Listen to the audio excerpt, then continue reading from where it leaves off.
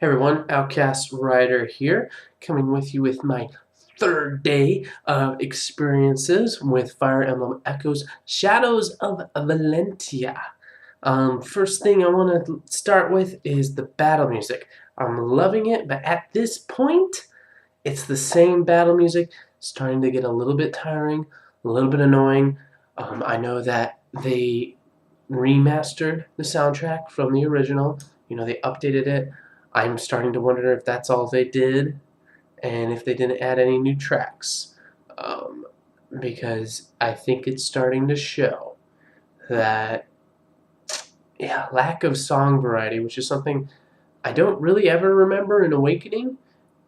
And there was a few times in Fire Emblem Fates where it felt like they were playing the same songs for the few levels.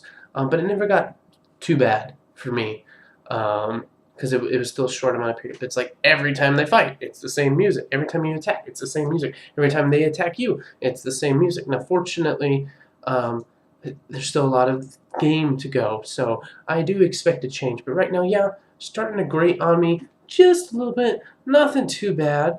I do remember there was a real Zophian soldier after you clear through all the bandits, which was, there's kind of no fanfare with that, except for the one that that last guy I was talking about in the last video finally get a boss to go against. So that was nice. But the Zophian soldier kicked my butt with a lot of villagers.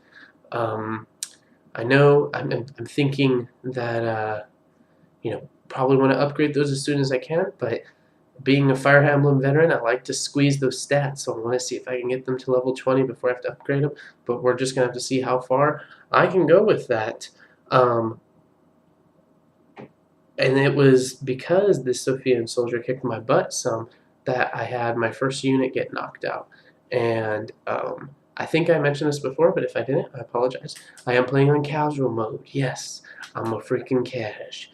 Deal with it. But as much as I was taken aback by the thought of bonus XP, which I thought was awesome, I was equally surprised to find out that fallen units don't get bonus XP. I mean, it makes sense that they wouldn't get that, but this whole bonus XP thing is a new thing to me, so it's just a nice little addition. If your unit doesn't, if your unit gets knocked out, they don't get experience. So even for people playing on casual, there's still that missing out. There's still, you want to keep your people alive. So I like that. It kind of incentivizes smart planning, which Fire Emblem is all about. Let me see. One thing in comparison to Awakening and Fates, I know you're going to hear this a lot, but none of the characters really stand out. They are growing on me, but even in the early game, they're not really jumping out and grabbing me as opposed to some of the other games. And that doesn't mean to say that in Awakening or in Fates that the other characters were more developed or more, I shouldn't say more, just better than they are here in Fire Emblem Echoes. I think with Echoes it feels a bit more like a slow burn as opposed to Fates and Awakening, where it's like, boom, we're gonna do something interesting to introduce this character because this may be the only time, this is the only scheduled screen time we have for this character. One thing that I think of is like with Kellum or Vake and Awakening is if you think about their scheduled time that they get dialogue that isn't extrapolated upon in support conversations, it's very limited, and yet those characters strike you very quickly. So I think this is more of a, I think it's more nuanced writing going on with intelligent systems rather than, hey, we need to get a hook in to get you interested in these characters. But that's, I'm patient. I'm willing to see if they grow. But yeah, I found that interesting that no character really jumped out and grabbed me just yet. But we'll see what's going on. I love what they're doing so far. Let me see. Sorry, I'm looking at my notes. I apologize. Speaking of characters, though, Faye's unrequited love for Alm. That's interesting. I'm interested to see how they do that, especially since can't marry in this one. I mean, that would have made things really interesting if you could marry who you want. I have a feeling that the game is going to pair people with certain people at the end that you have no control over. I'm okay with that. I would love for there to be a little bit of romance. So far, it's just been unrequited love, pretty much, and yeah, just unrequited love. So we get a new character, Claire, which is nice, as opposed to just having Alm, Lucas, and a bunch of villagers. Claire is, what was I put it? Wonderfully obnoxious. I really like the way that she talks, and certain things that she does is that she thinks she's better than people, but yet she also doesn't think she's better than people at the same time. It's like she's nobility, so she carries herself to a higher center, so she expects more of her, but that doesn't mean she looks down on people per se. I mean, there's still certain things where it's like, how dare you do this, you know, or like with Alm, I think she calls him boy quite a bit.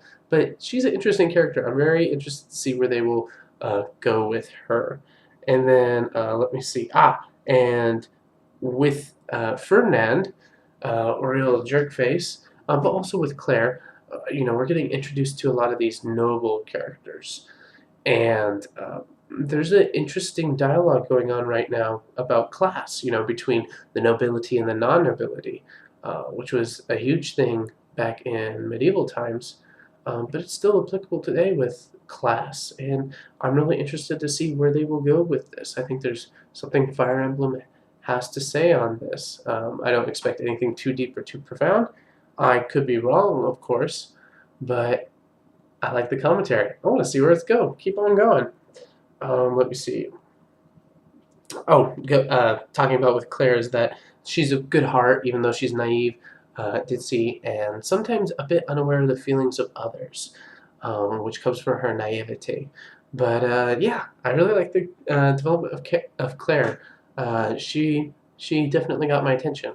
Just speaking about how none of the characters really jumped out at me. Claire is kind of the first character that jumped out at me. So is Fernand, but he's not a recruitable one. But we're starting to get some more characters that just kind of grab your attention right away. But hopefully they have some depth and nuance to them, like Alm, Toby, Faye, and the others as well. Okay.